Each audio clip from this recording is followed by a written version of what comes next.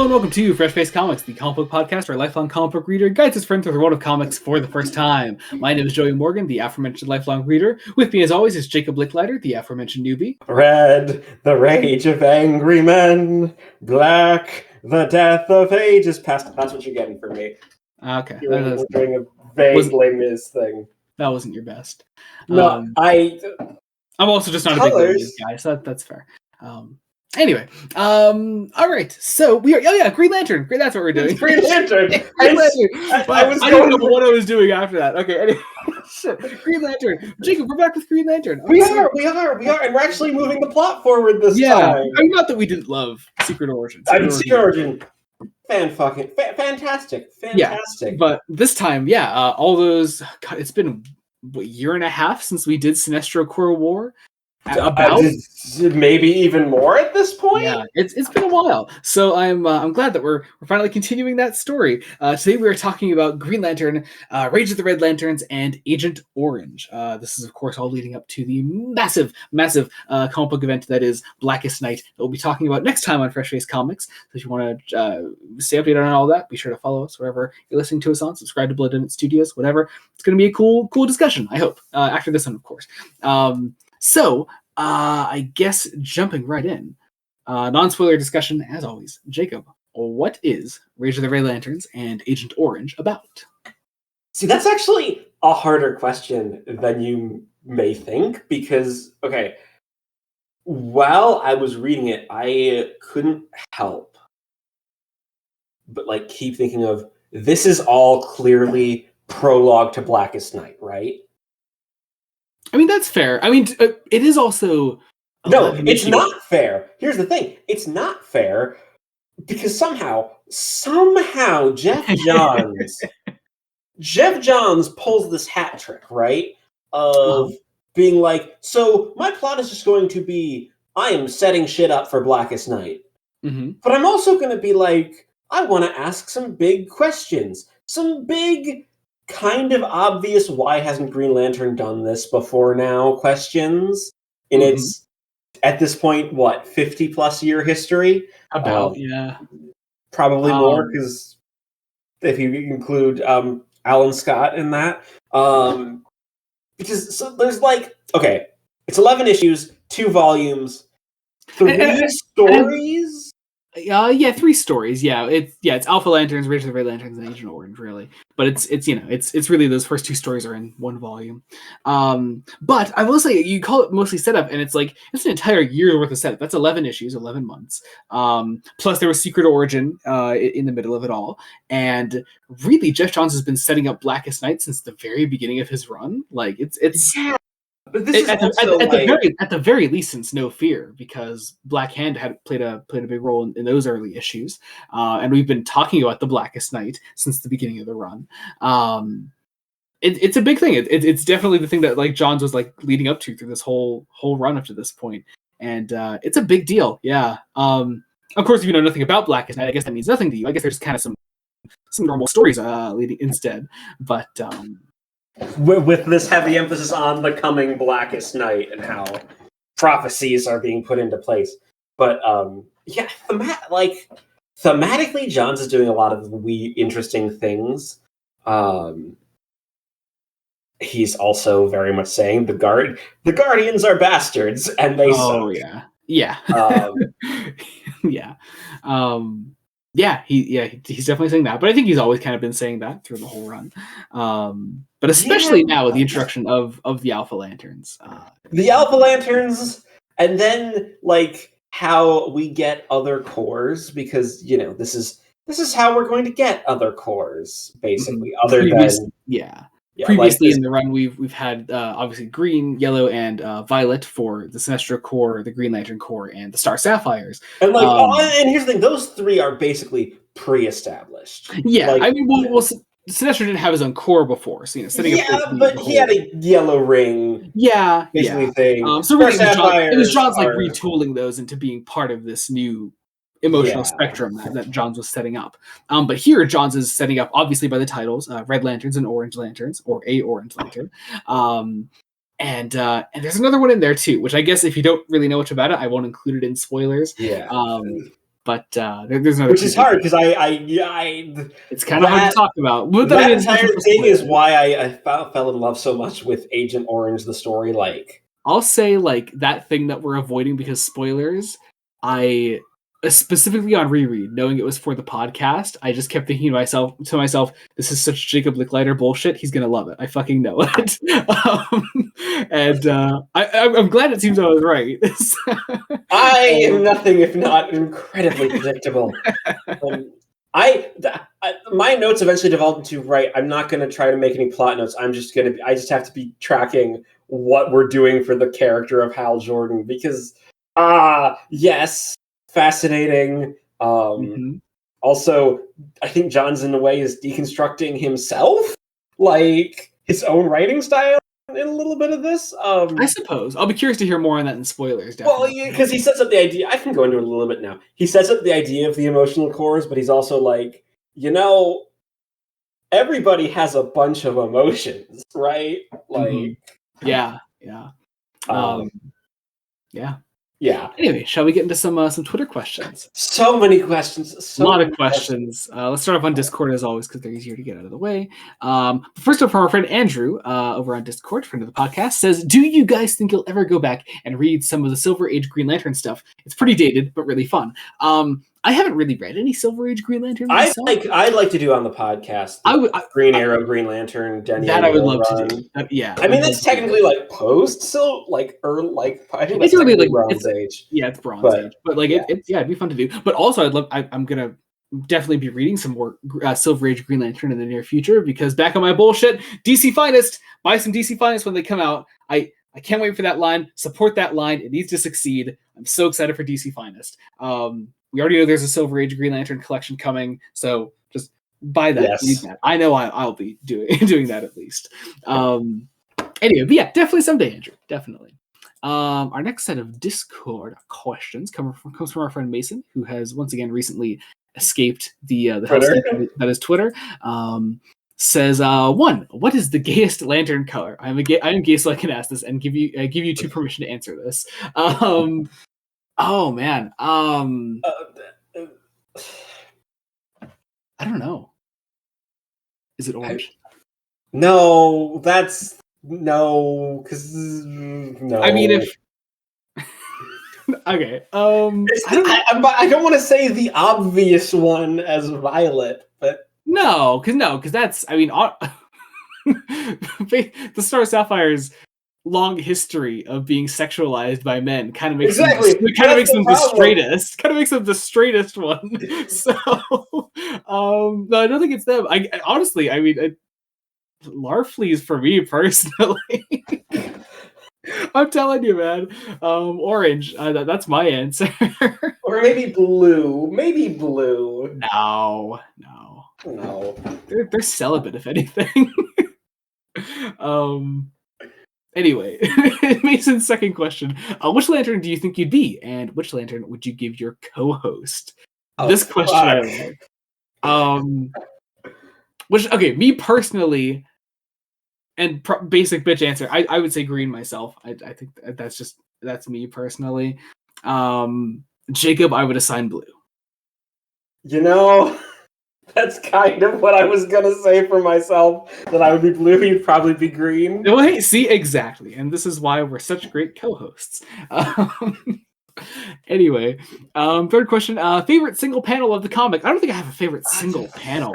That's tough because I mean, obviously, it's this good is shit. 11 issues, and it's all very good art from very different artists.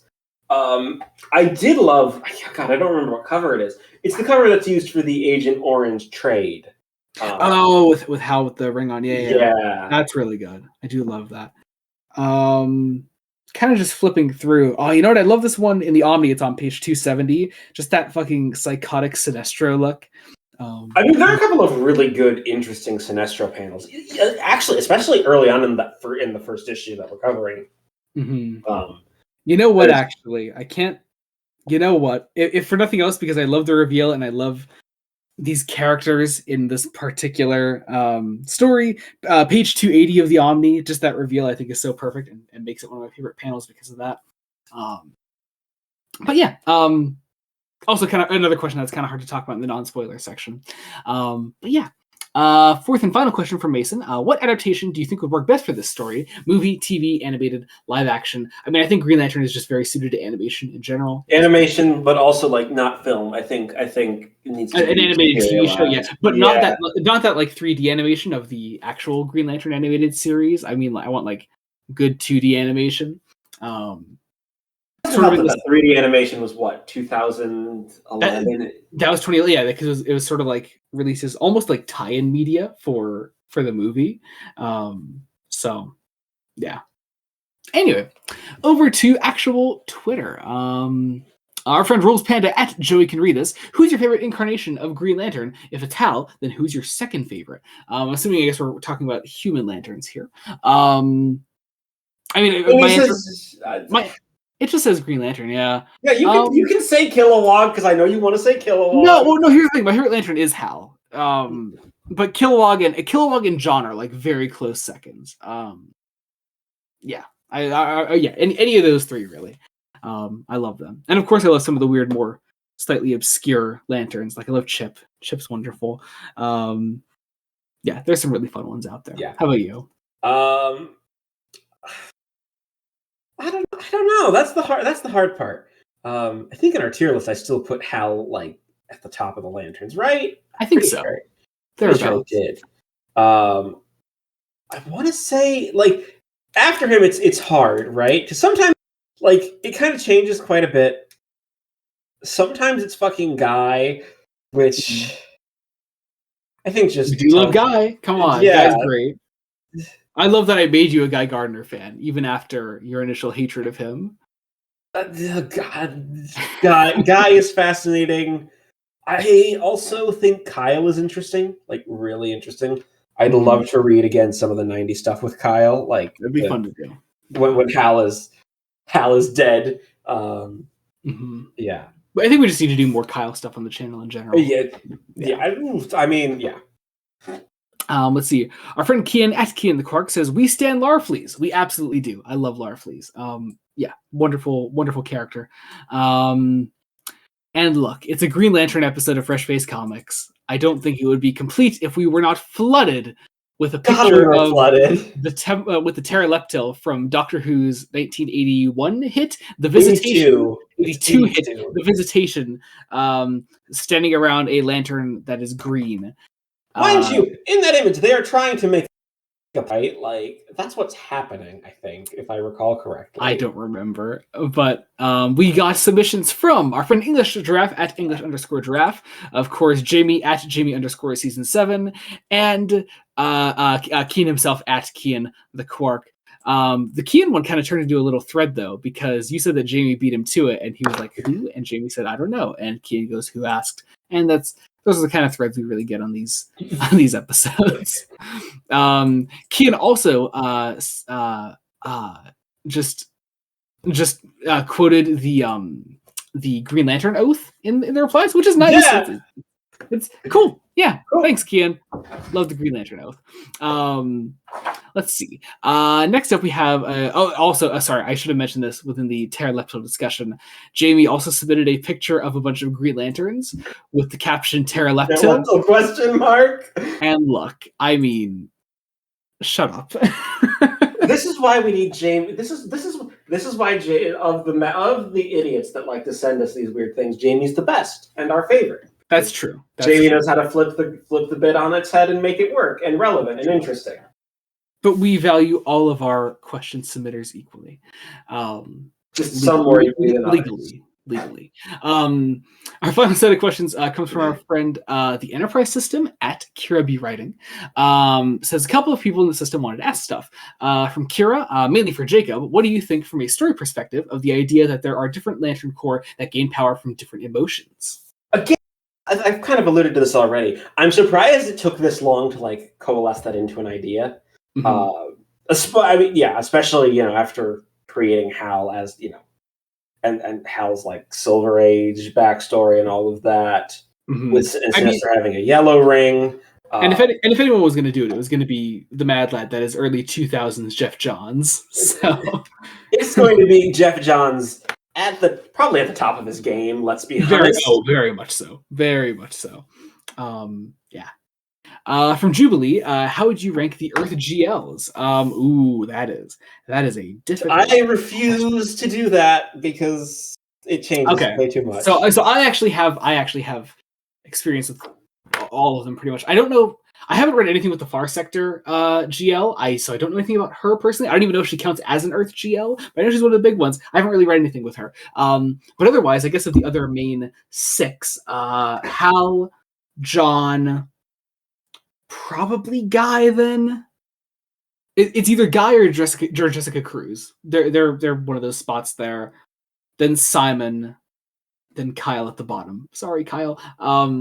But yeah, probably. Where would Alan fit in that? Oh, should have forgot Alan. Shit, you're right. Alan.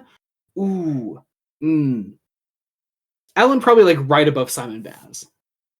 And I refuse to answer because I don't feel comfortable ranking most of these characters because despite everything, Johns' Green Lantern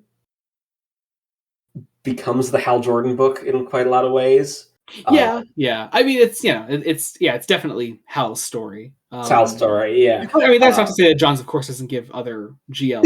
He gives the other characters moments to shine. Yeah. Great moments to shine. But I mean, it's also there were 2 Green Lantern books at the time. Yeah. One of which we aren't reading actively. Yeah. So but then our last question from June says, why is Batman better than Green Lantern? I don't know. Because he's Batman. To quote a great musical, because he's Batman. Because he's Batman. And yeah, I mean Batman is just a great compelling character with a very long history. And not to say that Green Lantern isn't, but there are a lot of them. And I don't think any of them quite have the development or cultural icon status that Batman has. Unfortunately, much as I would love Green Lantern to take a larger role in the cultural zeitgeist. Here's hoping James Gunn. I mean, Green Lantern is a character that James Gunn could see. Here's the thing: we know Guy is showing up in Superman Legacy, and we know there's at least a show of some kind called Green Lanterns that I think was like described as like a space cop show, pretty much like a police procedural in space, which could be fun. So yeah, I'm curious about that, and I hope it's about John somehow, John Stewart. So I don't know, we'll see. Very well see Hal being kind of ignored. In the new DCU. Again, it is such a shame that it is still taking so long for Hal Jordan as a character to recover in the public eye. Since the movie, that is, of course. Anyway, shall we get into spoilers? Because that was a really long non-spoiler section. Yeah, we've got to. Okay, so 11 issues, people. Spoilers. Consider this your official spoiler warning. If you're wondering what we're doing next time, it's Blackest Night. Join us for Blackest Night. It's going to be fucking awesome. That is why we're recording early, because Blackest Night is long. Yeah. Covering So for Blackest Night, we're doing the main 9 issues, including 0 issue, of course. And I forget how many it is. Basically, all the Green Lantern tie-ins that are included in the omnibus. I counted it. It's 10. 10 Green Lantern tie-ins. It's a lot. But I'm sure we'll also get like a word in on the Tales of the Corps, yeah, because they include all the. I think most of the Tales of the Corps stories in here. Which is nice to have. So, we'll at least talk about them, but mostly we're focusing on the stuff in the trades, Blackest Night and Green Lantern Blackest Night. So check all that out next time. It's going to be a big episode, I'm sure. And then, of course, join us for episode 69, where we're starting up a new last little 2-episode block for this DC block. And then we're moving on to Marvel stuff, and the cycle continues. It's like poetry. It almost rhymes. Oh, okay, George. Moving on, let's get into spoilers. Here we go. Yes, this is. Oh, shit, I forgot to write down the numbers. What number are we starting 26! 26! Green Lantern number 26. Now, we open on a 3-part story here called The Alpha Lanterns, which is also called the Sinestro Corps Epilogue, which is a little weird, I think, but makes sense. Really, it's just this point between, like, closing out the Sinestro Corps War and John's really going full in on introducing the rest of the Corps that he needs for Blackest Night. And actually, even then, he's not going to get all of them in. One of them gets introduced in Blackest Night. So, yeah. I'm trying to figure out which Corps hasn't been introduced yet. They're on the cover of the Omni. I don't have bold of you to think that I have the dust jacket on. That's your fault then. Well, more on that next time, I guess. Yeah. Yeah. Let's get into this. Here we go. So yeah, the fallout of the Sinestro Corps War. I mean, these first the first three issues are penciled by Mike McKone, who does some really great work here. Yeah, I love his Sinestro in particular. Just particularly evil, really good stuff. But yeah, getting into this, we are introduced pretty much immediately to the idea of the Alpha Lanterns. But this is of course in media res, so we'll get back here as we we're basically opening with something that the Guardians are going to do more than once over the course of these two books, and some bullshit is let's rewrite the law to favor us specifically. Don't you love these little bastards? But yeah, meanwhile, yesterday, as the book puts it, Hal's visiting Sinestro in prison. And this is it's something that Johnson's always nailed in this whole run. I always love his scenes between Hal and Sinestro. He nails their dynamic. Especially here when like Hal and Sinestro actually have a moment to like sit back and just have a normal conversation outside of the giant war that was going on last time.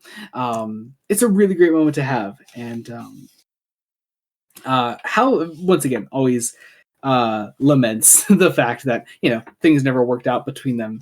But also we learned that Sinestro's on death row because obviously last time the Guardians permitted lethal force against the Sinestro Corps, and so they can freely kill this guy now. But I love the way McKone draws Sinestro from the very first panel, of this sequence. Yeah. It is. You just get this sense through the entire issue that Sinestro somehow still has the upper hand, which is first off objectively wrong. He definitely doesn't, but Sinestro will always act as if he's in control. But also, in a way, he did win ideologically against Hal. Yeah, that's what the Sinestro Corps War as a story is about. Yeah, Sinestro really wins that story in the end. It's great.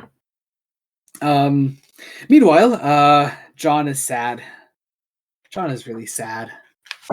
That's about that. We then catch up. I will say, if there's one weak link for this first two stories for the first volume, it's probably John. John takes. I wouldn't say it's a weak link. He just takes a bit of a backseat here. Yeah, and it's I kind of want more of that. Also, I'm just very curious to see what it was like reading this because of the 7-issue Secret Origins in the middle. Yeah. Because I think Green Lantern Corps would have still been publishing normally, which I'm sure is actually why John is taking such a backseat here, because he would have been the main present day Green Lantern doing stuff during that time while Secret Origin was publishing. But I don't know. I actually haven't read that whole Green Lantern Corps run, so. But John, that's of course not to say John gets some great stuff in Agent Orange later on. So, but meanwhile, I will say I do love John's musings on what each of the lanterns do after a win. Hal finds a girlfriend. Guy drinks Kilowog under the table, and Kyle locks himself in his studio to paint things no other human has ever seen. Kind of wish we could have seen a little bit of that for at least everybody, because you kind of see it, but you don't. I think John's saying that paints enough of an image, though. Yeah. Again, I'm sure it's something that in Green Lantern Corps was probably happening. Yeah. But meanwhile, the Guardians are being the fucking Guardians, these rat bastards. They are. They're talking to Salak here. Trying to think. Oh yeah, Salak is talking about the Lost Lanterns. That's pretty much deal with the aftermath of requesting one of the Lost Lanterns' families notified of their death, and the body can be returned.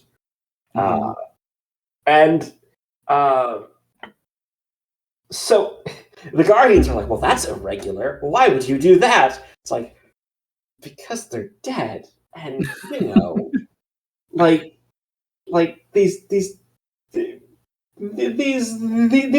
group of lanterns has been through a lot. Just let it happen. Nope. It's luckily the Guardian's yeah, okay, fine. Yeah. We do also see more on the great loss of Lantern life throughout the Sinestro Corps Wars. We catch up with Lyra, who is mourning here. We see her around the rest of the other Lost Lanterns here. Because Lyra's going through it, and she's going to be important later on. Very important later on, as things start to spiral pretty quickly. Yeah. But meanwhile, we get a nice little scene here between Hal and Cowgirl back in California. Because now that Hal is back, they can be together again. And look, I mean, I always appreciate it when comic writers are like, you know what, people with superpowers, if nothing else, they'd have sex in interesting ways. And I really love this moment when Johns appreciates this, that when they're on one of their test flights, Hal just makes a green bubble between their two planes, and they just ditch their planes for a time. Well, and they're flying in perfect sync, so they can do it in the sky. Yep, it's breaking the speed of sound. It's so great. Also, we had a great little scene here of John helping out Coast City to rebuild. Really cool aspect of his character that I always love. John's an architect, so hey, let him do architect things. But John is then contacted by the other Lanterns, who tell him, is this the bit where they talk about Sinestro getting sentenced, or is that right after? That's after. Right after, yeah. Yeah, okay. Yeah. Anyway, but yeah, let's see. I'm trying to think. Wait, hang on. It's been a while since I read this bit. Basically, everybody's being recalled to Oa. Yes, and also they, the Lost Lanterns found Amon Sur. And they're going to take him in. Well, going to take him in until Lyra gets her hands on him, because Lyra, because Amon Sur is responsible, pretty much, sort of, for Lyra's grief, and Lyra immediately kills the guy, and that is where the issue ends. Catalyst for pretty much the giant clusterfuck of events that spirals into the rest of these volumes, sort of. It's kind of crazy. I love it. It's heavily implied that this was also prophesied to happen. Like, this was going to happen. Yeah, definitely. As we mind you, lethal force was allowed. This is why you don't change the rules, Guardians. Yeah, especially if you're gonna start throwing a fucking hissy fit next issue that Lyra killed a guy, especially when he's one of the guys that you said she could kill. Look, I have issues with this, but also we all know the Guardians are hypocrites. Moving on, Green Lantern number 27. That's it. And here's the fun thing. Hal and John have to track the ring, the Sinestro ring for Sector 2184. And, well, it's going to Jonathan Crane. It goes to Arkham Asylum. Yep. And it goes to Jonathan Crane. And I wish we got Yellow Lantern Scarecrow. Like, I mean, we're like right there. No, but like, I want it to be a plot point, like a thing that happens. It's because not to say it can happen in the future. Who knows? Who knows? I guess. I do love the prospect of it. I mean, but it's basically just sort of like the scene where Bruce is entrusted with the Yellow Ring last in Sinestro Corps War. Or no, actually, no, that was in Revenge of the Green Lanterns, or was it in Watch Hal Jordan? It was one of the two. It was in the lead. It was in that episode that we covered them on. But yeah, sort of like that. Just a brief moment when it's about to go to Jonathan Crane, and Hal and John put a stop to that. Thankfully, because my God, that would have been insane. But we the Lanterns reconvene. That's it, on Oa. I can words. They reconvene on It's like, hey, Lyra's a murderer. It's like, well, you allowed that. You literally put it in the law that we could legally murder a specific kind of people, and I murdered one of those specific kind of people. And suddenly there's a problem. And like, look, I can't really blame her. I actually agree with her here. But I do like this scene because we see like that there are some lanterns that agree, and there are some that don't. And I appreciate John's I taking mean, the time also to on the side show of, that. he was surrendering, so Yeah, that's valid. it was kind of murder.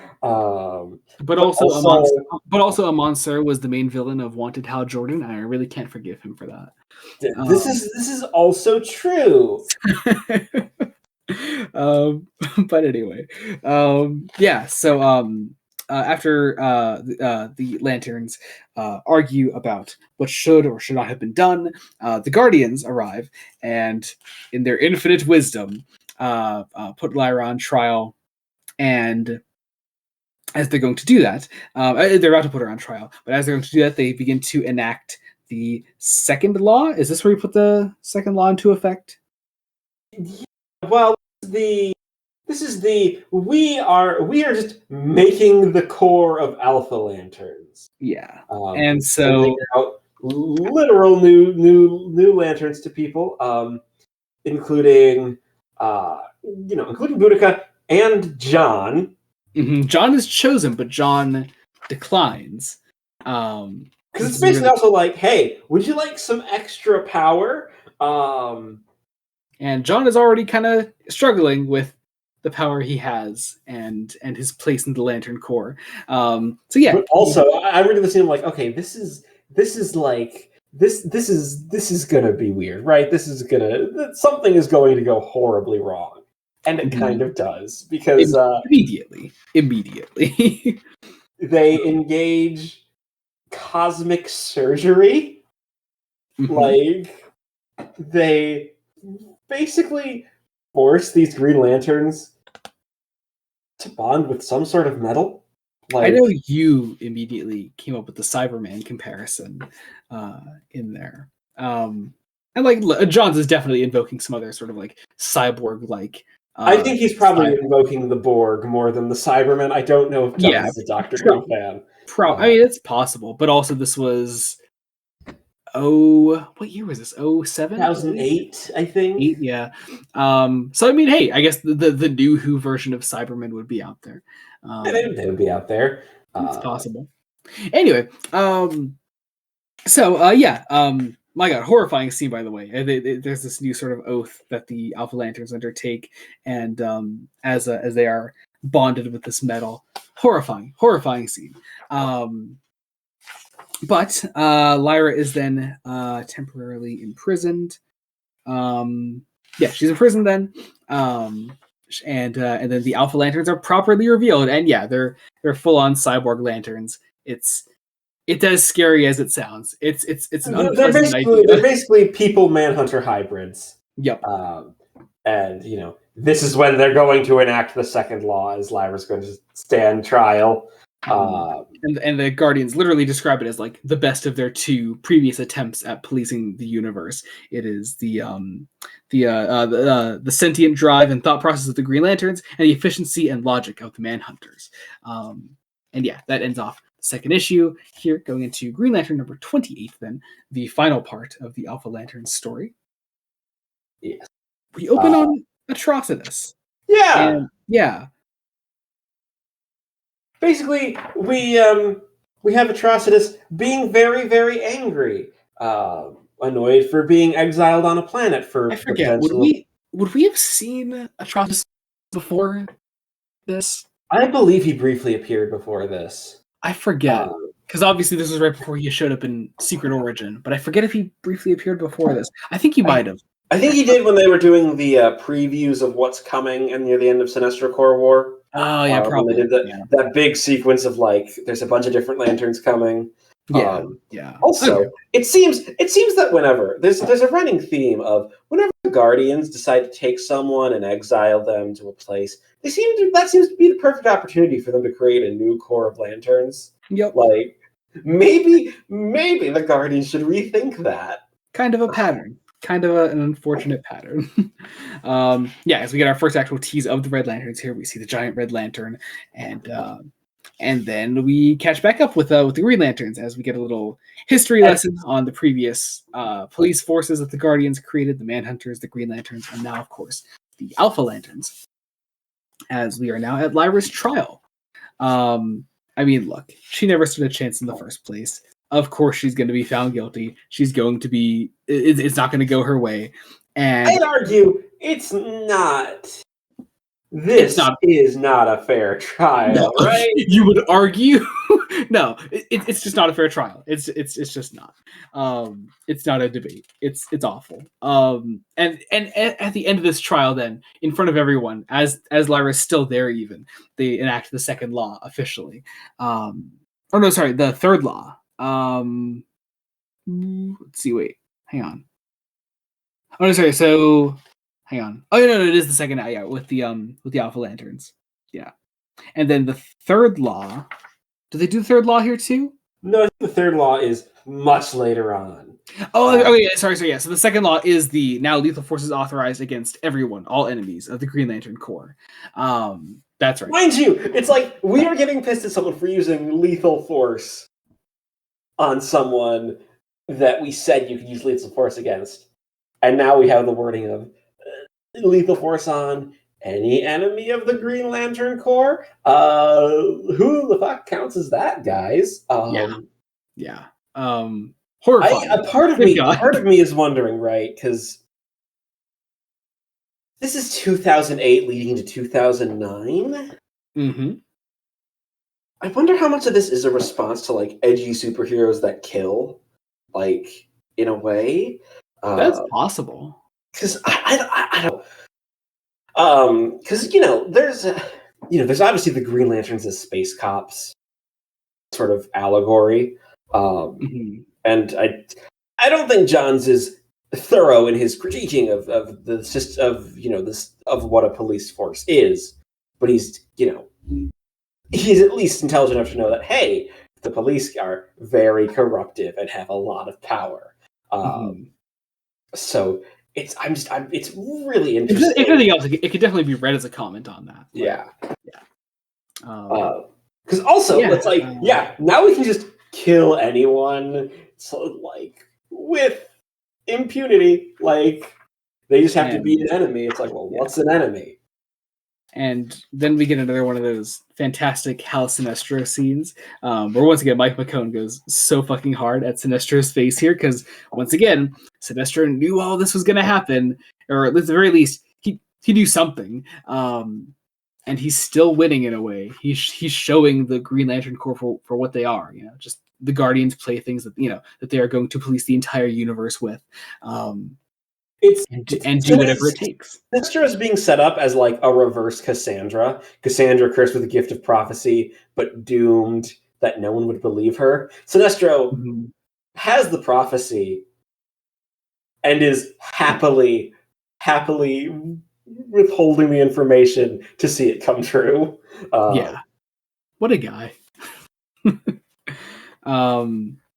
Anyway, let's see. Then the Guardians, once again in their infinite wisdom, begin seeing the existence of other cores beginning to exist. They see a flash of red, and they talk about one that calls himself Agent Orange. As we then go over to the binary star system of the controllers, where we see the controllers beginning to become aware of the orange light as well.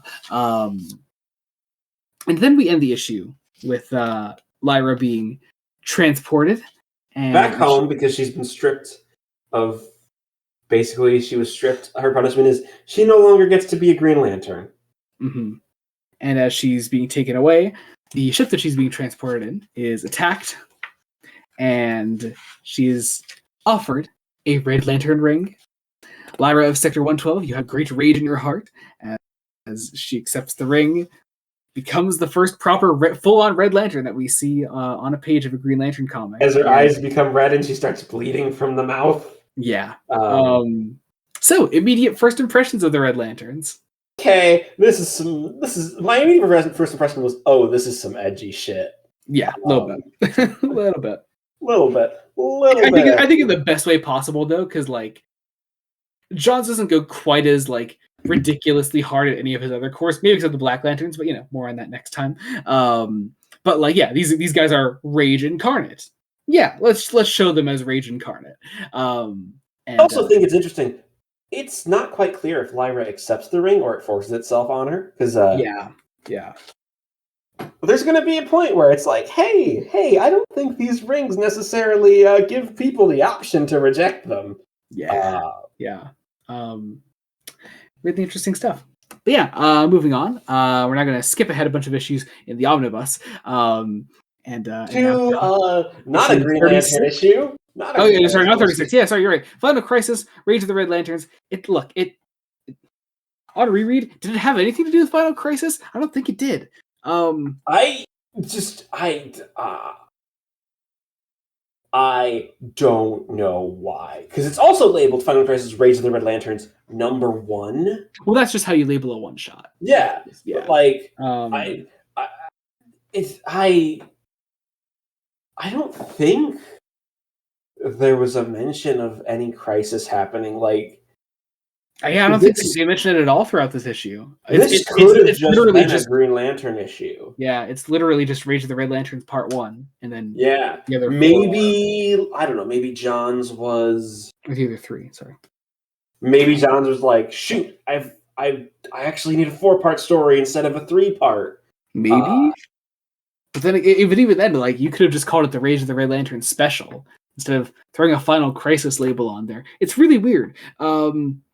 Anyway, maybe I don't know. Unless someone like, I don't know, someone from editorial came in and was like, well, you can have it, but you have to make it a Final Crisis tie-in, I guess. Unless it's just so deeply hidden in there that we're really missing something. I mean, again, I also have not read Final Crisis. And I have read Final Crisis, and I still can't find it, to be honest. I don't know the plot of Final Crisis outside of that it is Grant Morrison being Grant Morrison. Yeah. But anyway, let's get into this. So, Atrocitus is here. We see Atrocitus getting his actual Red Lantern on the planet Yzmalt. He is bathing in blood. And there's this great. I always love the ba-bum, the like heartbeat onomatopoeia on the actual pages. That just keeps like getting like bigger and bigger, and presumably louder and louder, and just more repeated. There's also really cool stuff. This thing of that Atrocitus' heart stops. So, do the Red Lanterns not have beating hearts? Are they just being puppeted by their rings, basically? They're fueled by rage, and that is it. Once again, I will say, if anyone out there has not read the New 52 Red Lanterns comic, it's really, really good. Please read it. It's really cool. Again, you wouldn't think they have so much spin-off potential. They totally do. Especially Atrocitus as a character. Anyway. Atrocitus... like Atrocitus even is narrating that the ring replaces his heart, and it expels his blood. It's this whole idea that he's pissed because the Guardians fucked him over. Weird that keeps coming up. Maybe we shouldn't have Guardians. Maybe. Man, I love the John's run as a whole, and I love that you keep saying certain things. Anyway, back in Coast City, we get another great scene between Hal and Cowgirl here. Actually, who are they with in this scene? Oh, Jim. Oh, that's right. Yeah, Hal's brother. So, remember, Hal's brother, who is taking a bit of a back seat. I mean, it's fine. Johns is doing a lot of work in other areas of this run. Also the fact that Sinestro Corps War did also heavily focus on Hal's family as well. So again, honestly, if there's any complaint, it's that having Secret Origin where it is. Yeah, thankfully it doesn't affect your reading because we're just skipping all those issues this time around. Yeah, it did create a bigger gap between this and Sinestro Corps War. But I will also say the run is clearly moving back into cosmic space territory. I don't think after this issue, I could be wrong, but I don't think there are many scenes on Earth after this issue. At least for these 2 volumes, right? Not for these 2 volumes, but Blackest Night. Blackest Night. I know Blackest Night does because it's DC does a zombie movie. That's the one thing I know about it. Yeah. Is that it's basically the response to Marvel Zombies. Right, oddly enough, right. I don't think John's predicted the zombie craze, but it seemed to have lined up really well. It did. It really did. As this is all happening, John tells Hal that they have set Sinestro's execution to not happen on Oa. It is instead happening on Korugar, and so they're gonna transfer Sinestro to Korugar, and Hal is chosen to be part of it. But we get this great little scene. Yeah, I was gonna say there's this brief moment with Carol. Carol isn't in these volumes. Again, Carol's not in these volumes much, but when she is, it's interesting. I will say you're going to get a lot of Carol Ferris next time, especially in the Green Lantern tie-ins. I imagine she's going to become a Star Sapphire again, because you're doing Star Sapphire stuff. Yeah. But yeah, there's this interesting piece of understanding, and John's kind of lays out the thesis for the next 8, this and the next 7 issues. It's going to be asking the question, Hal, are you okay with that?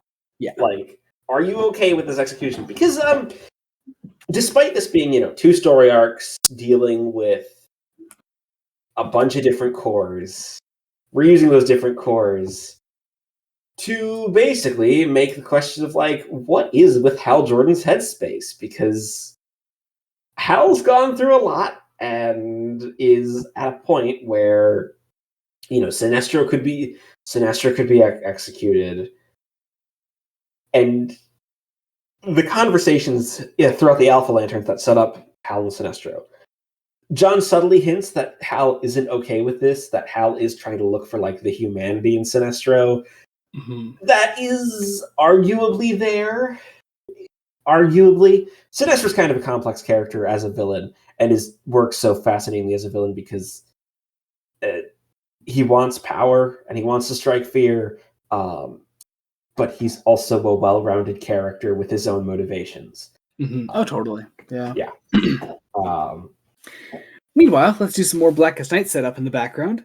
We get this one Guardian, and I'm forgetting the name of the lantern that they're working with. But we find the Anti-Monitor's husk, as they put it. And as this is all happening, we see in this Guardian's eyes what will be, I guess you don't really notice this time, the Black Lantern core. Okay, because I was like, that symbol is definitely a core symbol, but I don't think it matches. Yeah, it's definitely Black Lantern. I was like, trying to distinguish a lot of the core symbols is tough. You get used to it eventually. I think I've just been in the trenches so long that I'm like, yep, that's Black Lanterns. And then actually on the next page, we see again the Sinestro symbol in that same Guardian's eyes. So yeah, it's cool. Anyway, so time to transfer Sinestro. Let's get him out of his cell.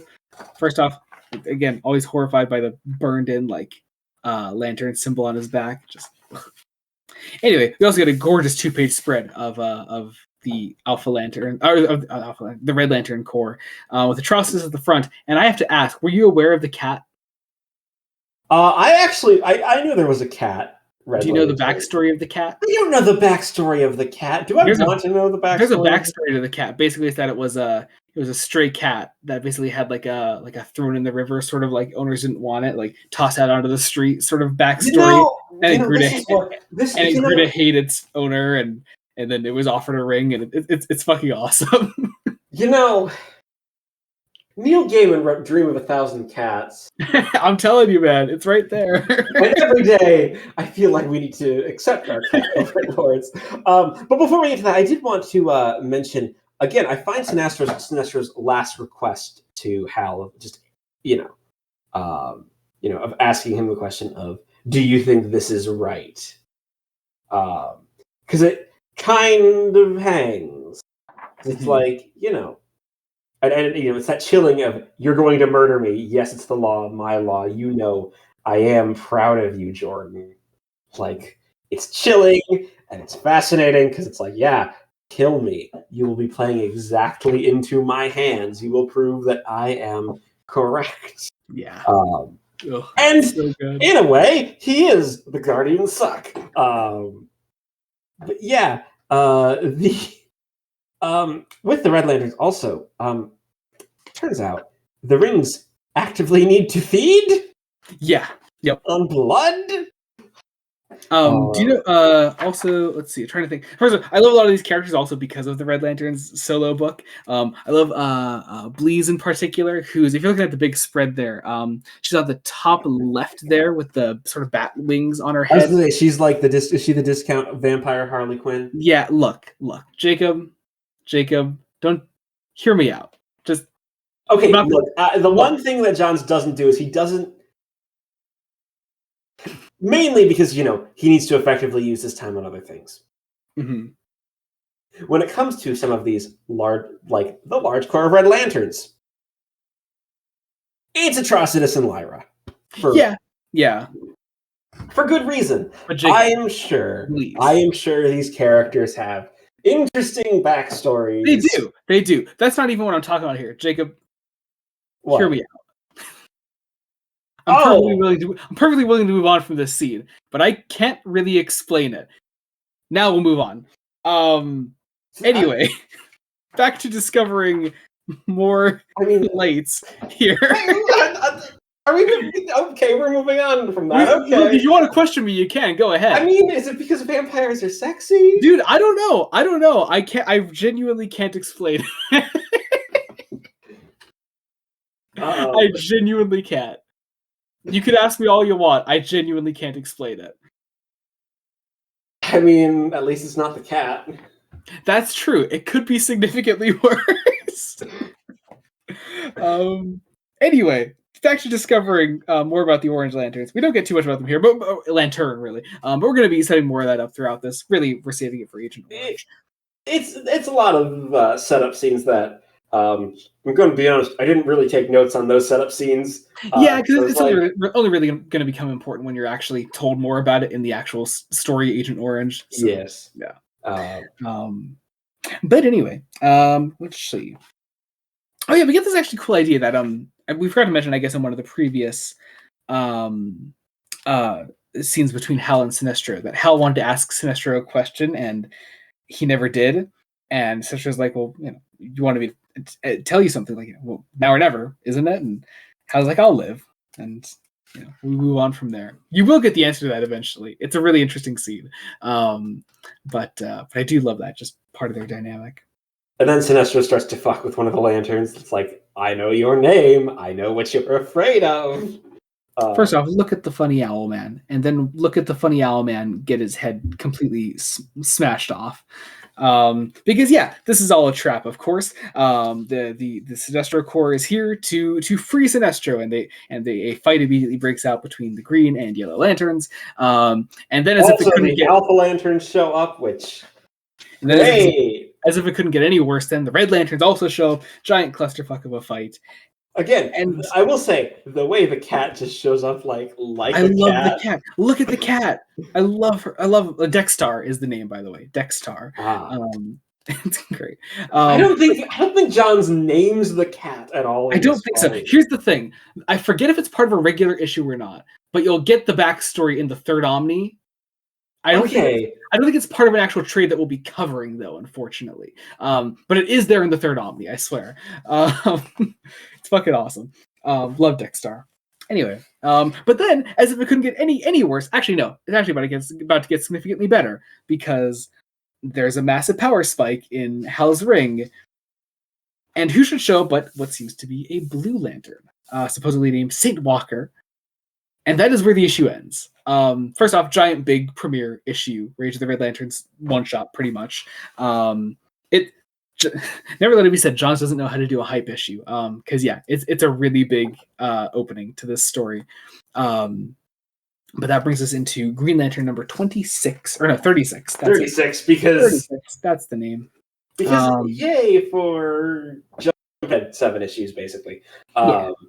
But before we do move on, I will say, again, Johns does a great job of making the spiral happen. You're like, oh no, it's going to get. It can't get any worse than the Sinestro Corps. Oh fuck, the Alpha Lanterns are here. Well, it can't get any worse than that. Oh fuck, it's the Cat Red Lantern and the other Red Lanterns. Well, it can't get any crazier. Mostly the Cat. And yeah, and then things actually get better. Or so it seems, because yeah, the Red Lanterns do successfully steal Sinestro. They put him literally in this like Jesus pose, like up on this like Red Lantern. They crucify him. They are crucifying the man.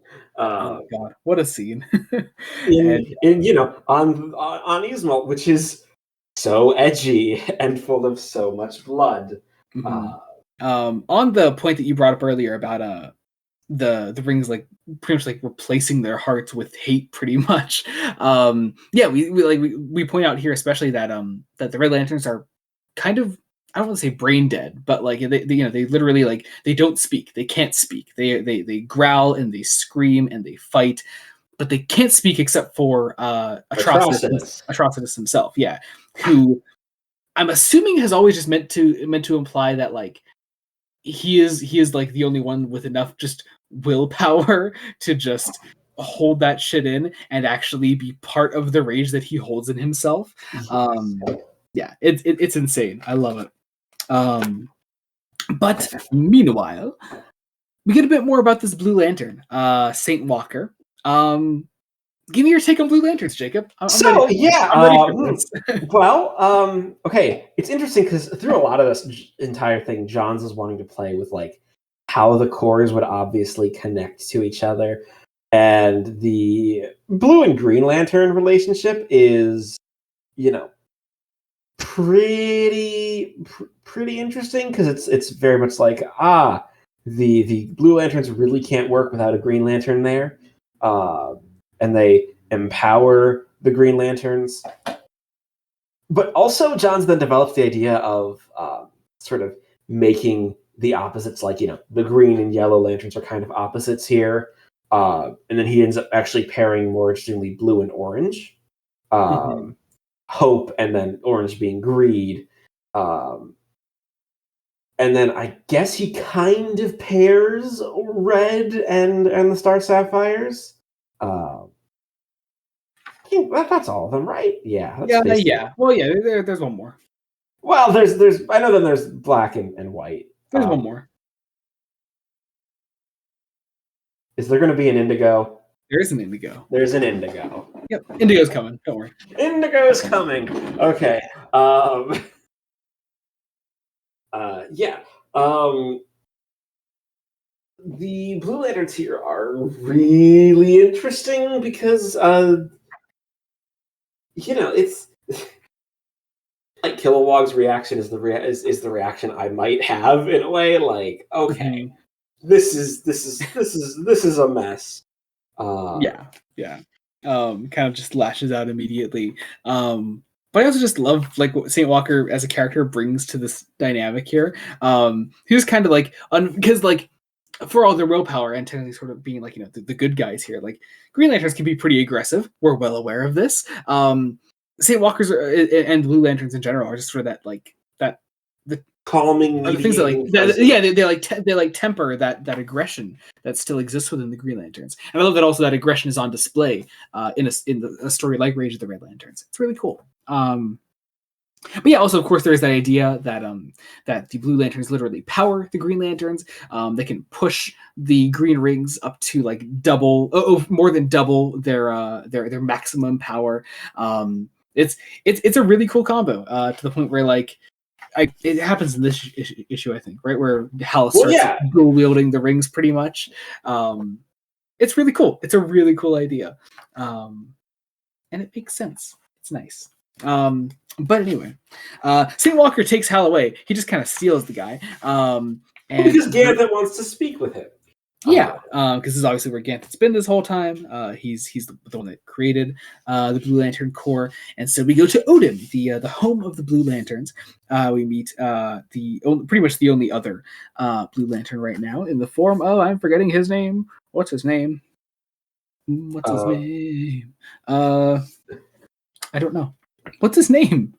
I'm trying to check because they do. I'm scanning the pages. They say it, and I can't think of what it is. Good content, guys. What's the name? Where the hell is it? I know they say it multiple times. Worth. That's Worth. Yes. Yeah, he's a giant white elephant. It's fun. There's this idea that like each sector is, will literally choosing a lantern for each other sector, and it's interesting. It's kind of trippy. I'll say also, Saint Walker also has a really cool backstory that you'll get in the Tales of the Core miniseries at the end of this Omni. Yeah, all these characters have really cool backstories, and obviously because Johns is juggling a lot here, he doesn't get time to like fully develop all of those within the story itself, but it's all there. It's cool. But yeah, Worth is officially inducted into the Blue Lanterns. We get their oath as well. In Fearful Day and Raging Night, with strong hearts full, our souls ignite. When all seems lost in the war of light, look to the stars, for hope burns bright. It's a good oath. I like that one. But also centering hope instead of, because the Green Lantern and Sinestro Corps oaths respectively kind of also center the core and not the idea more than anything, which is kind of interesting. Yeah. They also Ganthet also says, hey, you should probably save Sinestro. And Hal says, no, I'm totally okay with him dying. Which first off, you can kind of tell by the way that Johns is writing it, is a fucking lie. Hal clearly has like much more conflicting feelings about this, and I love the way that Johns explores that. But yeah. Meanwhile, we have over on Zamaron, the home of the Star Sapphires. We see some Star Sapphires like awakening, or one in particular that says that she's going to go locate John Stewart. And this is Fatality, who was a member of the Sinestro Corps, is now a Star Sapphire. More on her later. As in like next volume later. Yes.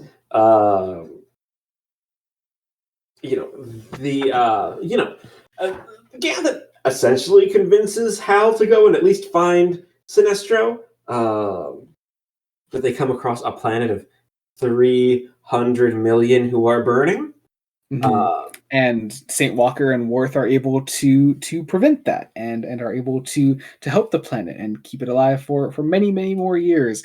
And as Hal is like asking about this and Walker is explaining this, Saint Walker also describes like basically the reason that he's been carrying Hal around with him everywhere, because as Saint Walker has interpreted it, Hal is to become the leader of the Blue Lantern Corps. And that's where we end his plot, at least. And we close out the issue as we go back to Yzmalt. First off, horrifying panel here that I totally forgot about, of Atrocitus just tearing apart a Yellow Lantern right in front of Sinestro, like literally ripping open his guts directly in front of the guy. My God. But also, Atrocitus says that he knows about Sinestro's daughter, and that is where the issue ends. Bringing us into, lovingly, Green Lantern number 37? 37. I can keep track of numbers. Bless you. I guess. Thank you. I can't wait till the next episode where it's Green Lantern Blackest Night, Green Lantern Blackest Night. Dude, I'm not even gonna try saying the numbers in that one. So you're saying I will have to have them prepared? Yes, I will. I believe in you. Or we could just read through the Omni normally, I guess. Go by titles of. I'll say the titles, but if you want to say the numbers, you can next time. Anyway, but we catch back up with Hal and Saint Walker and Worth, of course, because Worth is here too. I like Worth's design; it's fun. But Hal's like, no, I am still a Green Lantern. That is his path, and he's like, Sinestro is going to pay for his crimes with his life. And then there's this nice little piece between Worth and Saint Walker about Sinestro. And this, that they can't let Sinestro come to harm, but also that Hal has his has any hope that he has buried deep, because of conflict, and it's he must become a Blue Lantern. He won't. But then we get to Ismalt, and the sequence of panels of Hal finding Sinestro and then seeing Sinestro literally crucified. Yeah. And all while the ring is like, hey, kill him. He's right there. You can kill, literally, the dialogue from the ring is, Sinestro of Korugar, Renegade Lantern and Terrorist, Priority 1 Fugitive, Lethal Forces authorized, and then on the next panel, repeat, Lethal Forces authorized. Okay. Oh my god, it's so good. Fuck. Love it. And then we transition into a flashback then, where we see a little bit more of Hal and Sinestro's background together as in the Green Lantern Corps. I think are they using panels here from Secret Origin? Except for the last one, I guess. I'm not sure. I forget. I don't think entirely. I think partially. I'm not sure. It's also, it's been a while since we've read Secret Origin. Yeah. But anyway, as Hal is looking at Sinestro, Atrocitus and various other Red Lanterns arrive and attack, and it heavily implied that the Red Lantern rings drain the power of the Green Lantern rings. So they're trying to drown Hal. They then tie him up. And it's this whole idea that that Hal has left others for dead, and for that, he must be angered, and Atrocitus sees Hal losing his ring in the future. Because Atrocitus somehow can see the future. And again, that was sort of Atrocitus' whole thing back in Secret Origin, that he was aware of the Blackest Night as well. So we're doing Blackest Night setup, more Blackest Night setup, but really interesting. Really interesting setup because, Atrocitus is going to hand Hal over to Lyra for her ring to consume, and then the Sinestro Corps comes in to save the day, which is kind of a welcome sight, because if I had to choose to be in a room with a Red Lantern or a member of the Sinestro Corps, I'd probably pick the Sinestro Corps. And that is how effectively Johns has set up the Red Lanterns. They've only officially been here for 3 issues. And he's done really good character work in those 3 issues. And then actually, the Blue Lanterns arrive as well. And also I like the St. Walker's little catchphrase. I haven't mentioned it yet, the all will be well thing. Just a cool little quirk of his. I like that. But let's see. Fight breaks out obviously between all 4 of these Corps here. Corps, or should I say Corps? Probably Corps. Probably. At least I'm not one of those people that says corpse. No, that's the Black Lanterns. I like that. Fucking hell. Hal and Lyra come face to face. And as all this is happening, Sinestro.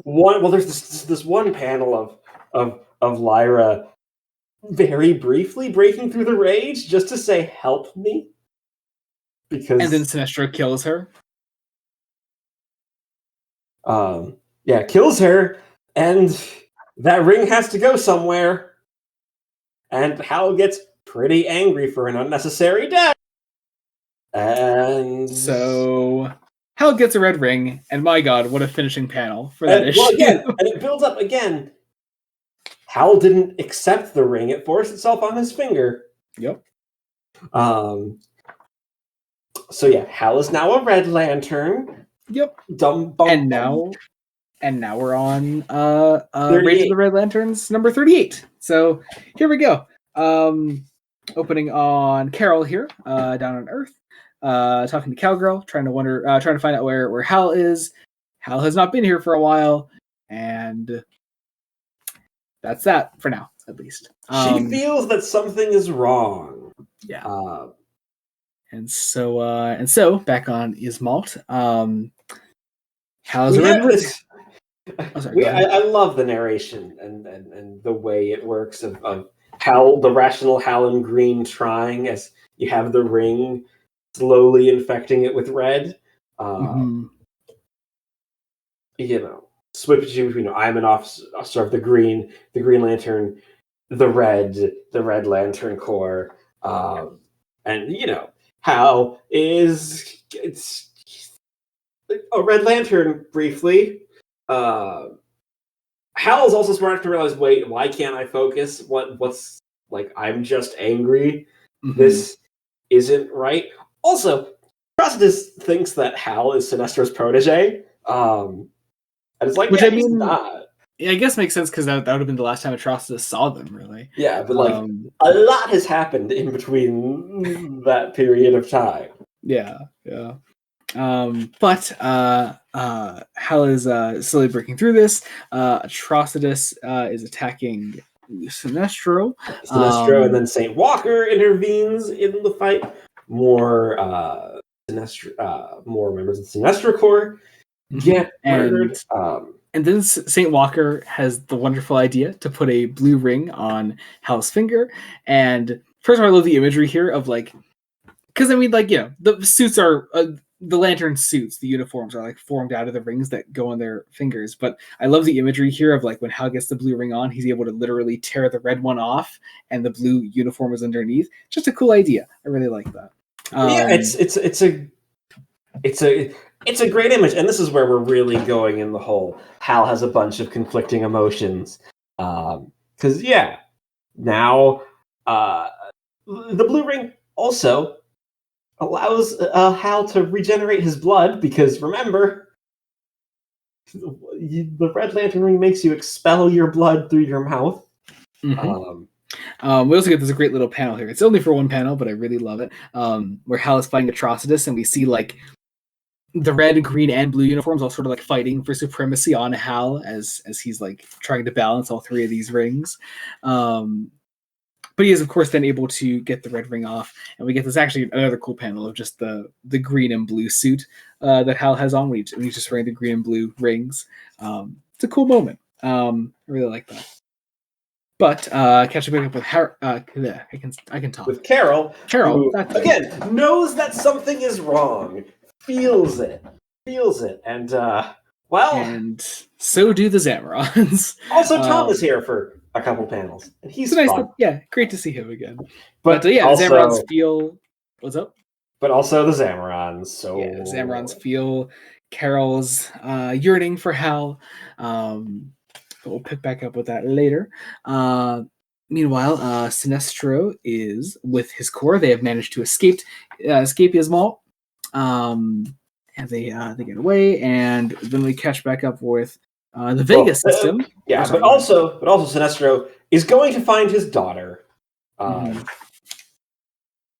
which we won't really get follow up on that for a while. I don't believe they followed that up with in this volume. No, not in this. No.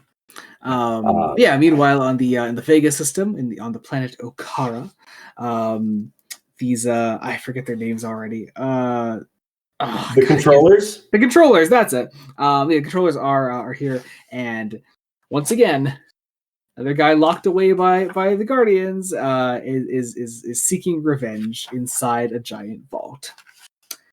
What a shock! But we end the issue sort of teasing all our things going forward, with Carol coming face to face with a violet ring. We see Atrocitus, we see Ganthet inducting more members into the Blue Lanterns, and we see the other missing guard, the third missing Guardian, the one, the rogue one, that is definitely doing some Blackest Night shit. And that is where that's where Raids of the Red Lanterns at. Yeah, taking us into Agent Orange. And again, I'm very glad we did these together, because I don't think we could end an episode here. Mm-hmm. They do seem like separate stories, and you're just kind of like looking at them in premise, but like they do go hand in hand. They work really well together. Yeah, like I mean, even at the end of Agent Orange, we don't have a complete ending because, again, Johns is It's all going into Blackest Night. Yeah, that Johns is flowing. The last solid ending for a story set in the present day was the Alpha Lanterns, and yeah, definitely. honestly, I have a feeling that only happened because John's like, well, now I've got to do Secret Origins in between. Yeah. Exactly. Yeah. But even then, like Alpha Lantern still ended on the cliffhanger of Lyra getting a red ring. So like, Yeah. there's still that to not have show up again at all for like 8 months straight. So yeah, it's also why I chose for us to cover these stories in the way that we did. Because for a while, actually, I think I was considering having us do Rage of the Red Lanterns, then Secret Origin, then Agent Orange for a little bit, and I was like, I decided that was a terrible choice. That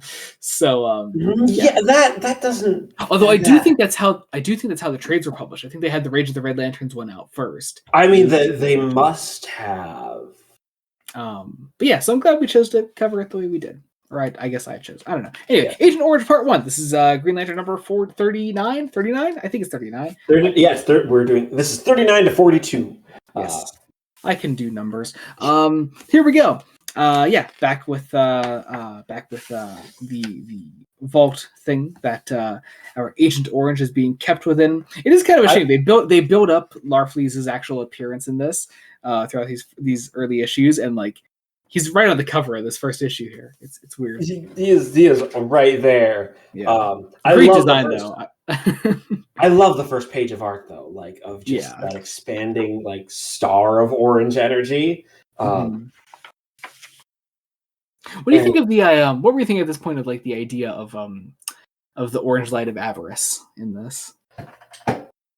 I mean, it makes sense, right? To have greed be one of the emotions. Largely because like a lot of the emotions deal with some sort of like about half of them deal with some sort of desire.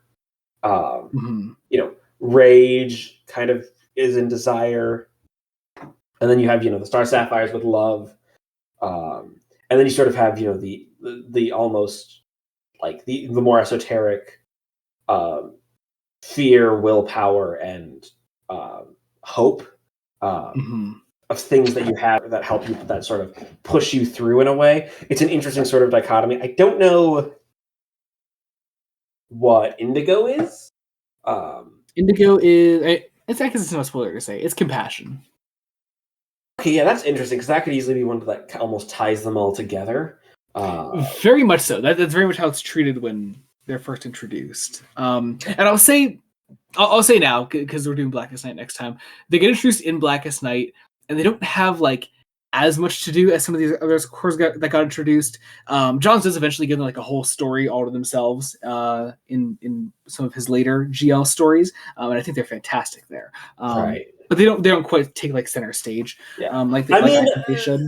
So at that point, Johns is juggling 7 other cores, and which is why like the first time that the Indigo tribe like gets an actual like chance to like sort of be on their own is in Tales of the Corps, which we'll also read next time because it's in the Omni. But yeah, otherwise they're part of this massive event, and they're an important part of that. But not as they don't get quite like the time to themselves that these other corps do. But yeah, and also they're called the Indigo Tribe, which is a difference for a specific reason. Different things in the future, because yeah. There's something else I wanted to say, but now I can't remember what. Oh yeah, we're talking about the Orange Light of Avarice. Getting us back in, it is. You can also kind of like see like Johnson's thought process when he was coming up with what each of the different lights in the emotional spectrum like represent. So if there's a core that's greed, clearly like it's not going to work the same as the other cores. If it's greed, there's only going to be one. They're going to want all the others. And so that's exactly what he does. There's one Orange Lantern really, and it is Larfleeze. Yes, I also think it's interesting, sort of that Johns delineates the warm colors to be the darker, the evil ones, darker ones. I mean, and then the cooler color, the colder colors being regular, and then you have the green in the middle of this. I'm sure I've made this observation before. Yeah, and it's definitely the point. Yeah, it's kind of I feel like John's wouldn't include indigo otherwise, but yeah, it does place green like perfectly at the middle of it all. Yes, and, it works. And then black and white are their own thing because very much so, but still very much on the opposite ends of the spectrum. So yes,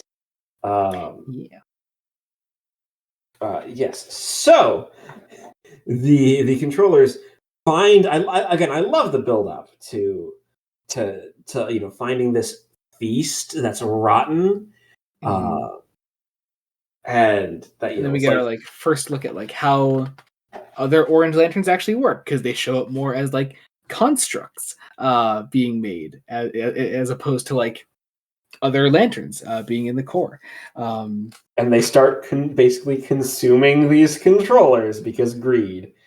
Because it's all mine. I forget. Actually, no, that's right. They don't do the Orange Lantern oath in this. I forgot. There's one out there, and it's literally just the what's mine is mine is mine and mine, and they just keep saying mine and mine and mine, and not yours at the end. That's all it is. It's not yours. It's stupid. I love it.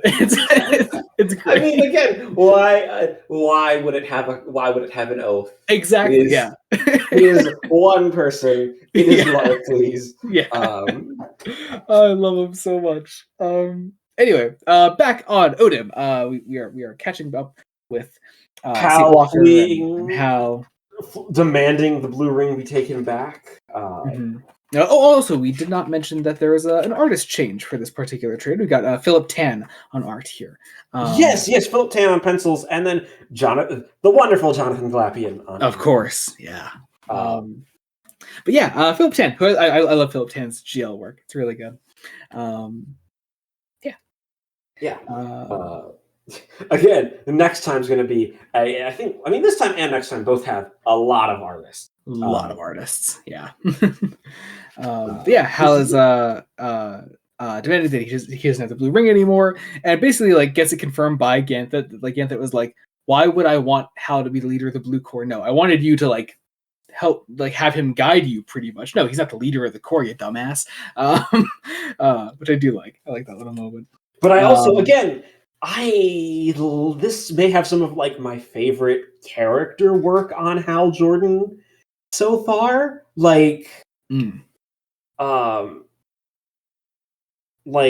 It'll be very interesting to see when we at the end of the year in the fall when we revisit the tier list. All I'm gonna say, because is he finally joining the ranks?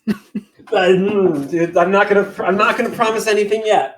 Come on, it's got to happen at this point. But yeah, what's fascinating is Hal's mental block of there's no point to hope, Walker. It doesn't do anything to just hope. I find that fascinating outlook because in terms of hope, I always think of the monologue from the Sandman, A Hope in Hell. What point is a hope in hell if one cannot dream of heaven? Sort of embodying this is what hope is. But when everything else is gone, all you've got is hope. And that is something that John's throughout this volume is really playing with Hal, because if I'm gonna be honest, I know this might be controversial. I didn't think Larfleeze was amazing. I thought Larfleeze was cool. He's not an amazing character, no, but he's fun. He's meant to be a funny character, really. I'm like, oh, cool idea, interesting idea, some great body horror, some cool stuff here. I was far more interested in Hal's personal journey throughout these 4 issues. Oh, yeah, that's totally fair. It's a much more subdued story than Rage of the Red Lanterns, which is really appreciated, especially between the Titans that are Rage of the Red Lanterns and the incoming Blackest Night. It's kind of a breather. Even considering the run has been doing some big stuff, Sinestro Corps War was massive. It was big. There was how many issues was that? It was with all the core stuff. It was at least 10 for the main story, and then it was 13. I just checked. Okay. 13 total. So that was the Green Lantern Corps, the special, and then of course the Tales issue that we read. But like this story being so focused on Hal is what makes it work. Like, Larfleeze is cool and fun, and do I think there's a bunch that you could do with this character? Maybe, maybe not. He gets a Christmas special issue in the third Omni.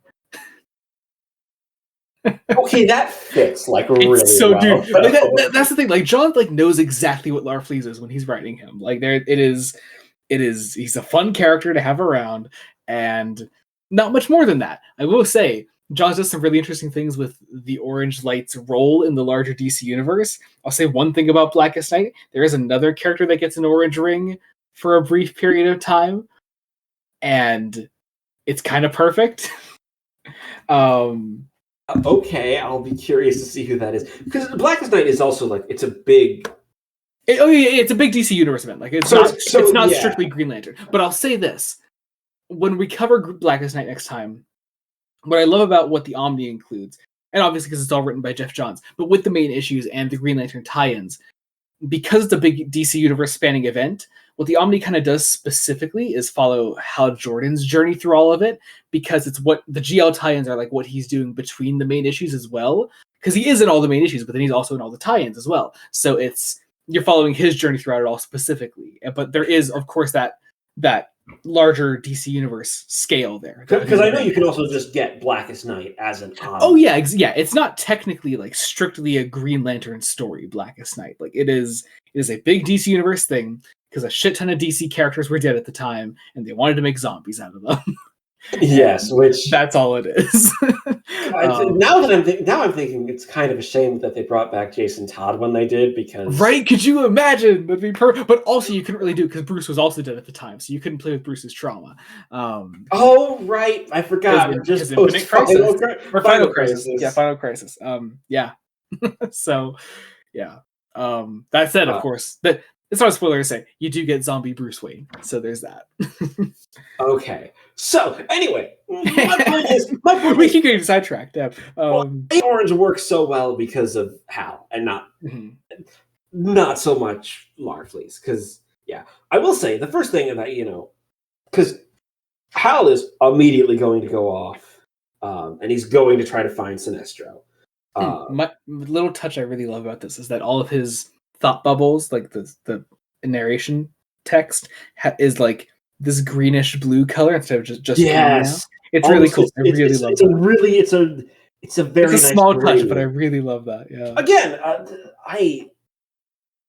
it's what I love about sort of the way printing technology had progressed at this point, to allow that to happen, because a lot of the reasons this started happening in the 2000s is because it became cheaper to print color. Yeah. Like people forget color printing is expensive. Well, isn't that also the reason why, like, in a lot of old like Marvel comics, like there would just be random bubbles that were like blue and yellow and like other random colors? Yeah, color bleed. It's why Marvel. I think Marvel was doing it at a point where they were, and I think DC did it too. Was doing some black and white, like some trades of stuff that was presented in color, largely from the early stuff, in black and white to save on printing costs. So my point is, why? Like, really, it's only 80s onwards where we can, like, I mean late 80s onwards, where we can really start getting some really fun lettering stuff. Yeah. Because it's something that they did with Rage of the Red Lanterns, and it really works. And the green and blue play nicely to help with Hal's character. Also, this whole idea is that Hal has been compromised in the eyes of the Guardians. Yeah. Oh yeah. We're playing with some purity of power things, because I don't think Johns wants you to think Guardians are good people. No. Where would one ever get that idea? Wow, we really need to move on to the next scene though. So Larfleeze kills an Alpha Lantern. By eating- Sorry, no. He eats a It's an Alpha Sinestro Corps. Lantern. Sorry, a Sinestro. No, the Alpha Lantern. No, he gets the Alpha Lantern too. He gets both of them. He gets a Sinestro Corps member and an Alpha Lantern. And eats them with a giant head in space. It's weird. I love it. Let Larfleeze be weird. Anyway, meanwhile, back on Oa, Hal has returned, and the Guardians are literally punishing him because he has a blue ring. Once again, yeah, Guardians not good people. But John thankfully intervenes and gets Hal at least away from the torture that he's literally going through. This is, of course, before Larfleeze himself finally arrives and attacks Hal. John and Salak is here too. And yeah, he comes face to face with the Guardians. He is retaliated against by the Guardians, specifically this is the third lost Guardian that had been missing for a while. Now comes back to face off against Larfleeze and claims it proposes a new law that the Vega system is no longer outside of the Green Lantern Corps' jurisdiction. And that is where the issue ends, bringing us into Green Lantern number 40. We open here actually on Fatality, the Star Sapphire that we met last in Rage of the Red Lanterns. We get some opening narration from her. And once again, she's going to see John Stewart. We find out that she was from the Vega system, or is shipped off there at least. And now she knows love, and she is no longer vengeful. But she has this obsession with John Stewart for some reason. That we don't quite get. Again, things are being set up for later. Yeah. Oh yeah. But again, setup that works really well. It's really engaging. Yeah, I love it. All right, here we go. The next new law: the Vega system no longer is outside of the Corps' jurisdiction. Wait, what was the third law? They called the fourth law. What was the third? A very good question. When did I miss that? Did we call it out and just not mention it? No, I don't know actually. Let me see. I'm gonna look it up because I genuinely forgot what it was. Let's see. Book of Oa, maybe. What was the third law? I just Googled it. It's not in this book. Oh, is it in Green Lantern Corps? Yeah, I think it's in Corps. It's okay. one that's it's one that says this is one that was repealed, that love and physical relations between members of the Green Lantern Corps is strictly forbidden, because I guess Jeff Johns is a Star Wars fan. That is interesting. No, Johns wouldn't be writing that. That would have been Tomasi. Redact that. Let's rewind. I guess Peter J. Tomasi is a Star Wars fan. That would not surprise me in the slightest. Yeah. Anyway, yeah. So Lanterns can go to the Vega system now. We should also mention this lost Guardian who is who's returned. Looks dead. Like oh yeah, has like his face is rotting. Side of the face, full on Blofeld. Yeah, it's look, the Guardian should know that something's wrong here, but once again, also, you know what? Also kind of Star Wars like Star Wars prequels, and that, like, the Jedi being blind to like the very obvious rising darkness around them. I mean, okay. Let's be fair, and I have to give props, I guess, to George Lucas. It's good shit. I'm telling you, man. I am not a big fan of two of the Star Wars prequels. Look, but The Fall of the Jedi is like literally what those prequels are all about. Like, it's the best thing about those movies. Like, both Lucas and Johns and by extension Tomasi, who is working close with Johns on Green Lantern Corps, are writing in a post 9/11 United States, and that is very much influenced of governmental power overreach, not seeing when there's something completely evil within your ranks. Yeah, it's great. Anyway, we have we have this one lantern, Gretty, who I don't think we've really seen before. But he's a wanderer, and he refuses to go back to Vega until he does, which Larfleeze can sense him. Larfleeze seems to can do whatever Larfleeze wants. Yeah, it's all his. But anyway, let's see. But yeah, so now the Lanterns are on their way to the Vega system because something's going on over there. And as they're going there, first off, Hal still has the one blue ring on, so he's also again doing just this. It's recap in case you didn't read. You didn't read Rage of the Red Lanterns, which is such a bold possible assumption on Johns' part, because but it's also such a good insight into where Hal is. It's using that to give insight, so it's serving double purpose. Also, if you just needed a refresher, because this is coming out month to month, so yeah.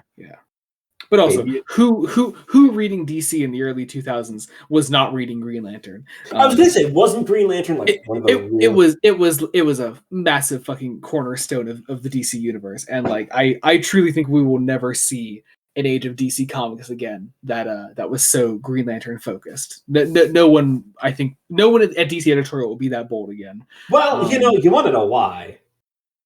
You know exactly why it got killed. Why, Jacob? Well, someone decided. Someone made the good decision of maybe casting Ryan Reynolds as Hal Jordan, but then what the fuck decision of making Green Lantern 2011? No, because even then, it was the second Johns left the book, because that went on until 2013, which was still 2 years after the 2011 movie came out. And then, like, pretty much once Johns left the book, they did a few more big Green Lantern events, big tie-ins between crossovers between like Green Lantern and Green Lantern Corps when Rob Venditti was on the book. And then especially late New 52, like anything Green Lantern just kind of fizzled out outside of like one or two titles running at a time. And even then we've gone through long stretches of time since where no Green Lantern titles were going on. I mean, the last big one would probably be Far Sector, because even then that didn't get massive. I mean, but that was also big just because of the writer they got, N.K. Jemisin. And then early Rebirth had two really damn good Green Lantern books going on, with Green Lanterns and Hal Jordan and the Green Lantern Corps. Fantastic books. I love those. And Simon Baz and Jessica Cruz were both on the Justice League in early Rebirth. And again, those things just got killed off really early. I mean, also that Justice League run was not that great. But aside from that, those Green Lantern books were fantastic. And I don't know. I wish they did a lot more with those. Anyway, it's always a bad time to be a Green Lantern fan anymore. Except for now, actually. You know what? Now is not bad. Jeremy Adams is doing good stuff. Jeremy Adams is doing fantastic work on GL. Isn't most of DC's active ongoings right now getting a decent? Like most of them are getting a praise. Well, between that and also, you know what else I'm loving? They're doing Green Lantern War Journal, which is exclusively John Stewart. Right, because that was and it's by Philip Kennedy Johnson. Fantastic stuff. Some of the best John Stewart content I've ever read. It's so fucking good. Well, because wasn't that also like part of the one of the losing members of the round robin that they were like? I think it started as that, yeah, but now it's just an ongoing, and it's it's an ongoing. Okay, it is. Yeah, I thought it was a mini at first, but yeah, no, there are I think 11 or 12 issues in at this point. I'm a little behind, but it's been so good. Yeah, great stuff. Anyway, wow, we keep really getting sidetracked during this one. Holy shit. Anyway, we're in the Vega system. The Green Lanterns arrive. We are continuing the line of what does Hal Jordan hope for? We get this honestly, I'd argue he kind of hopes for like genuine connection to others. Mhm. It's been Yeah. kind of a big thing, a big theme since. I mean, just of the John's run is that he wants connection that he didn't have. He hopes, he kind of hopes for forgiveness, which I'd argue, is probably mostly gotten, but not entirely. It's a whole thing. It's very interesting. And then Larfleeze shows up, and all Larfleeze can do is just take and take and take. I forget. Did they give the ball a name in this one? Because he has a name. And I love his name. I don't think so. No. Okay. Oh no, they do. No, sorry, it's here. Glomulus. Yep. I love Glomulus. He's actually Glomulus is actually a bigger part of Green Lantern New Guardians in the New 52, which is sort of a Kyle Rayner focused book that I really love. You can't see it, but I am making a face right now. What? What kind of face? Just oh my god, that is so obvious. What? Glomulus. Oh yeah. Yeah. I was gonna wax lyrical about Green Lantern New Guardians, but yeah, sure, we can focus on that. Yeah. Anyway, one of the members of one of Larfleeze's constructed people tries to take out John, and then Hal is just like telling the ring to shove, and then Larfleeze sees the blue ring and says, "I want one," and that is where the issue ends. I fairly recently rewatched Willy Wonka and the Chocolate Factory. So, okay, I actually don't know how this goes into that. Oh wait, nope. That you're right. That makes sense. For some reason, it's Julie Dawn Cole as Veruca Salt. I mean, normally I would say that ruins my experience here, but I genuinely can't. I have such a specific voice for Larfleeze in my head over all these years of reading his character that I can't imagine it as any other voice, let alone Veruca Salt. I mean, it's just there. What voice do you have? Oh, it's this Gollum type voice. That's definitely the vibe that I always got. It was this. I mean, that's the obvious Andy Serkis. No, yeah, that's all it was. Yeah, and that's the exact vibe that his character gives off to me. So it's just like it's this. Yeah, that's how he's always lived in my head. So yeah. Anyway, Green Lantern number 41. Yeah. This could be subtitled Orange and Blue. Probably. Agent Orange Part 3.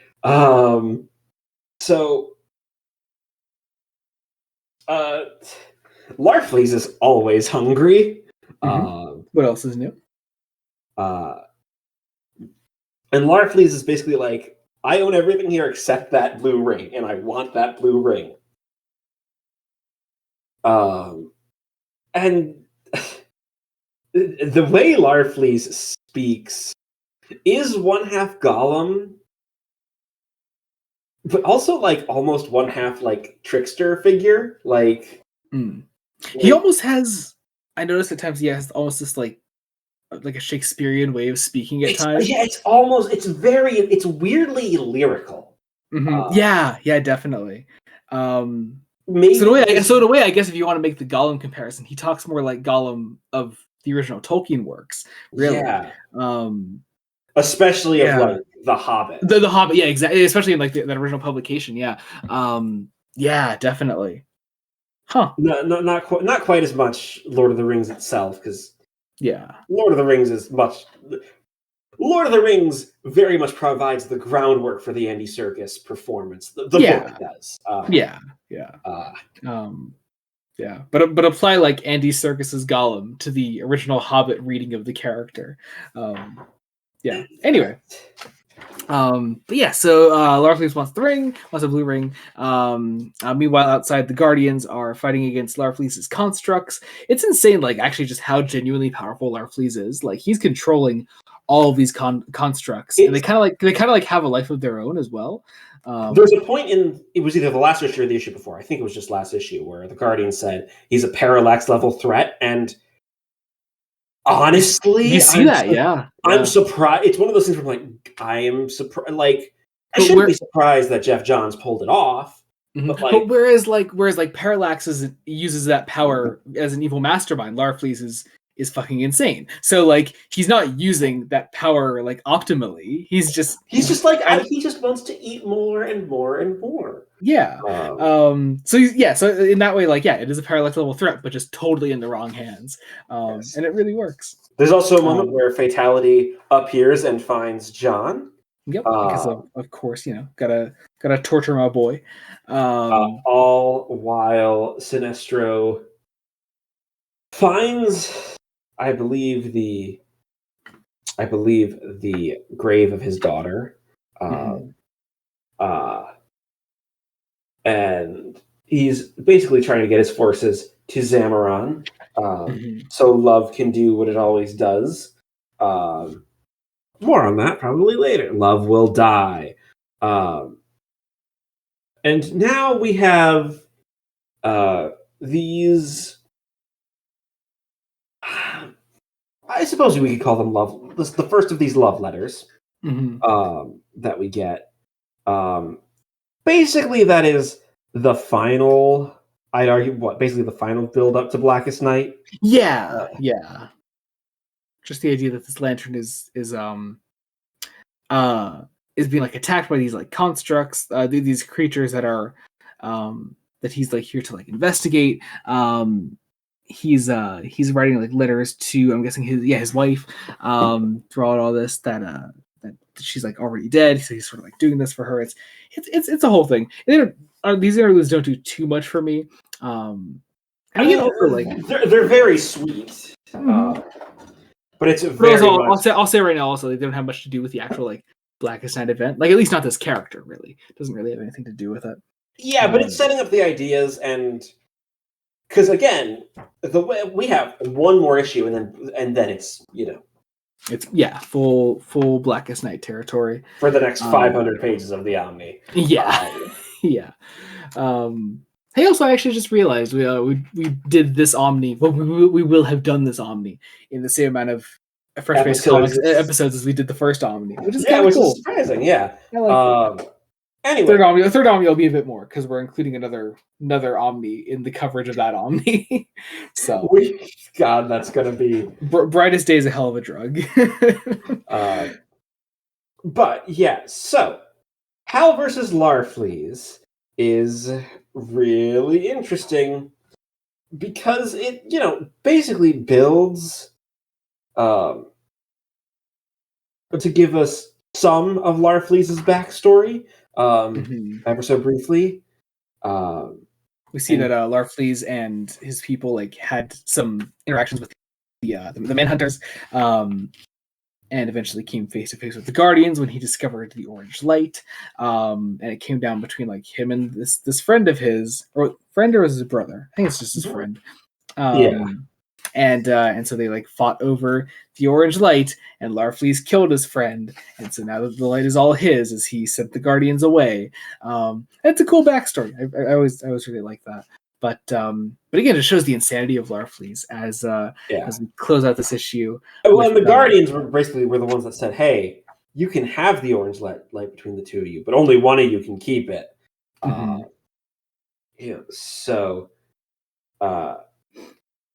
that's the tale. Hal tries to barter, and then the issue ends with Larfleeze cutting off Hal's hand and taking the blue ring for himself. And this brings us into the final issue of Agent Orange, and the final issue of this episode of the podcast. Green Lantern number 42. Here we go. Larfleeze goes to put this blue ring on, and it was all a construct that Hal made. It's a cool little twist. I like it. It's not a real blue ring, and this gives Hal the jump on Larfleeze. It's a cool moment. I really like that. And Hal actually fights back with these are like other green constructs that he makes of himself. There was this running gag about Hal being unable to remember one of the Muppets. Yes, I love that. We didn't mention it because it's just a running gag, but it finally comes. And he couldn't remember Gonzo's name, and it comes out randomly, like at the start of this. He fights back against Larfleeze, and then the narration just goes, "Gonzo." His name was Gonzo. It was driving me crazy. Like, I love that. I think that's great. back to John and Fatality then.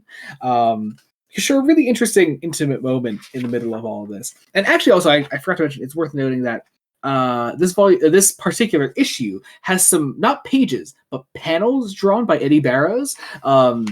He does just some really specific panels. I think about like one every like other page ish, and they come at like really significant moments, and they add this painted like quality to this issue, which I really like. Like it's done here at the start with when Larfleeze like holds the blue ring in his hand.